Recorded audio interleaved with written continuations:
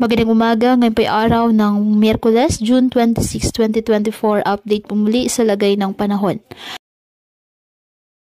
Ayon sa Pag-asa, easterlies ang nakakaapekto sa Southern Luzon, Visayas at Mindanao. Samantala, wala namang bagyo o low pressure area na minomonitor sa loob po ng ating Philippine Area of Responsibility na maaaring makaapekto sa ating bansa. Ngayong araw, dahil po sinasabing easterlies, asahan ang maulap na kalangitan na may kalat-kalat na pag-ulan at thunderstorms sa Bicol Region, Eastern Visayas, Caraga, Quezon at Palawan. Ang Metro Manila at nalalabing bahagi ng Visayas, Mindanao, Calabarzon at Mimaropa, bahagyang maulap hanggang sa maulap na kalangitan with isolated rain showers or thunderstorms dahil pa rin po sa easterlies. Apektado naman ng mga localized thunderstorms ang nalalabing bahagi ng Luzon.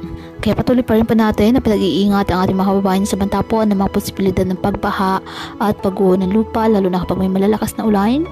At ugaliin po na magdala palagi ng payong o hatan mo panangga sa ulan sa tuwing lalabas po ng ating mga tahanan. At yan po muna ang update sa lagay ng panahon ngayong araw. Muli patuloy po tayo na mag-ingat at palaging tandaan, God loves you. Stay safe and God bless.